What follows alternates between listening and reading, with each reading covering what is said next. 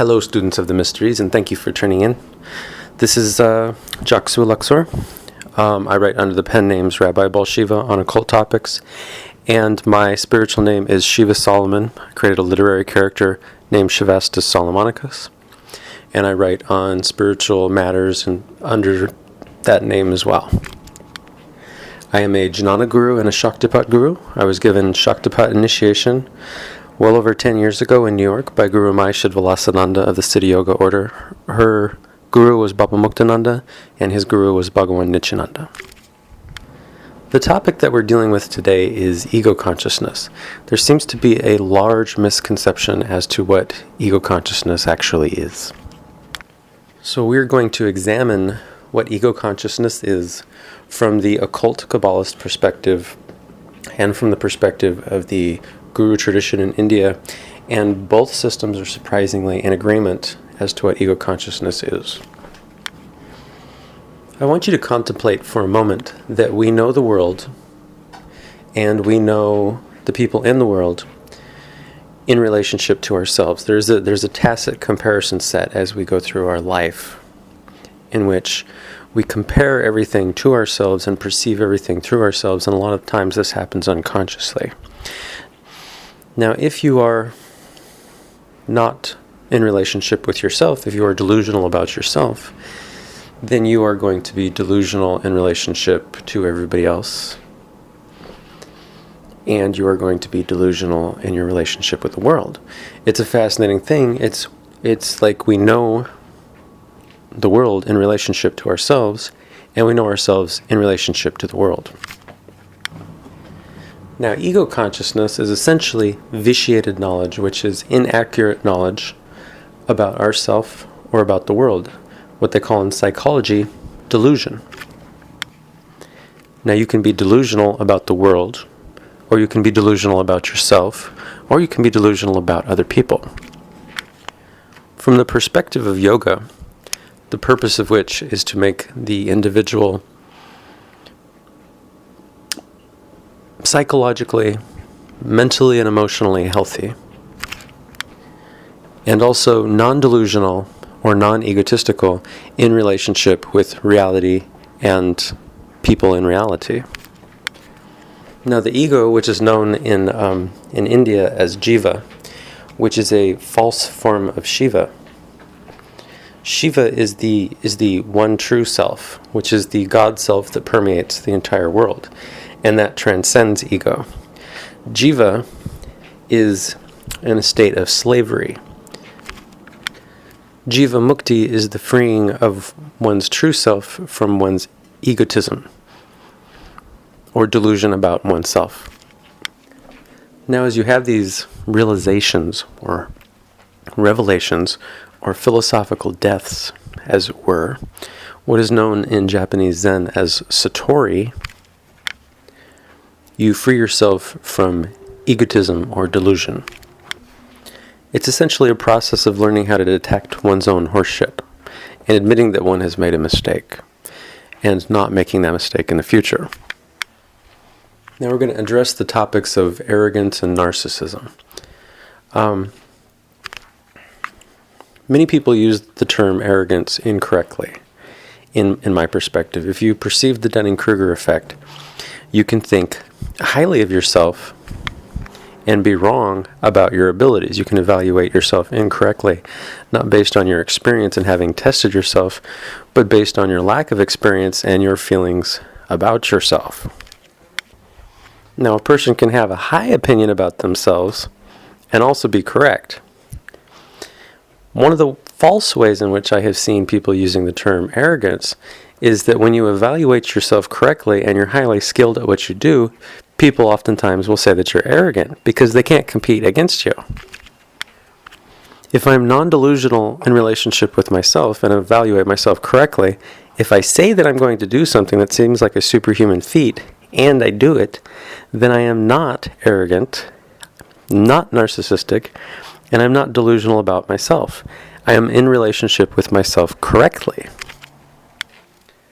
Oftentimes, toxic women in relationship will accuse their mate of being narcissistic or egotistical if he is about himself or has desires for himself and is not constantly absorbed with pondering her or reading her mind or doing everything for her.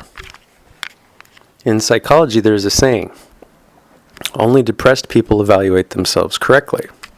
This is interesting to me because I have severe depression, borderline clinical depression, but I'm a highly functioning depressed person.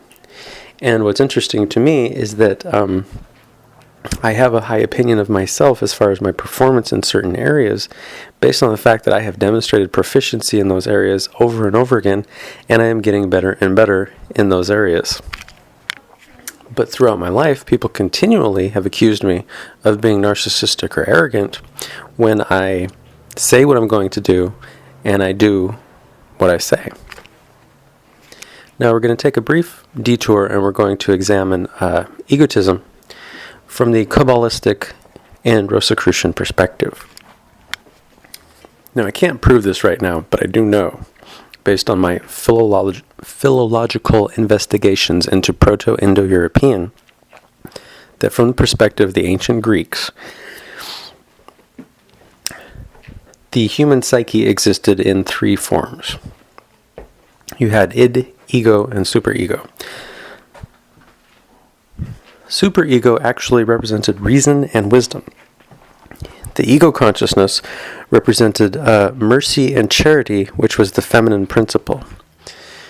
And id represented this action or the son or the child. So you have the Father, the Holy Ghost, and the Son. The Father principle is the voice of reason and wisdom. The Mother principle is the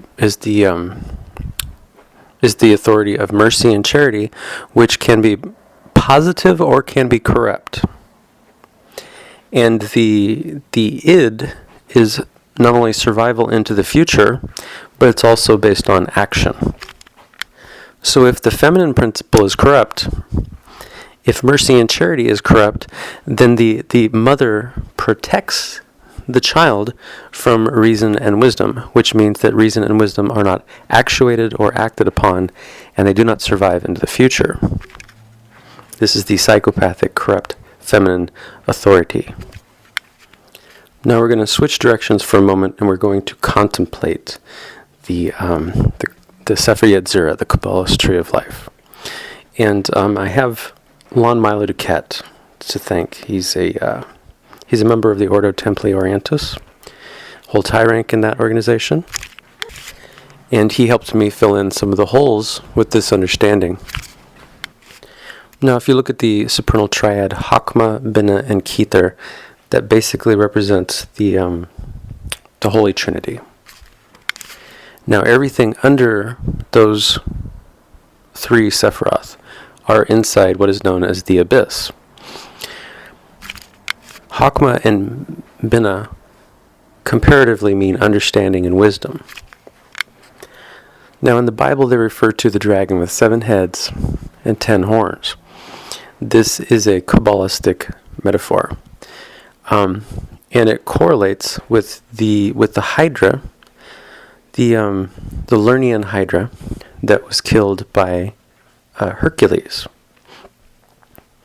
The Lernaean Hydra represents egotism, and it has 1 head in each of these Sephiroth below the supernal triad, and it represents ego consciousness. I might have said that already, but everything below the supernal triad is in the abyss, which is in the realm of ego consciousness. Sometimes I like to quote Shivastus, Solomonicus, who says that the disease is in relationship with itself through people, which means that people oftentimes form relationships not based on reason or anything good, not based on their better angels, but on their worser demons, based on things that they hate, based on their addictions, based on their shared emotional morbidity.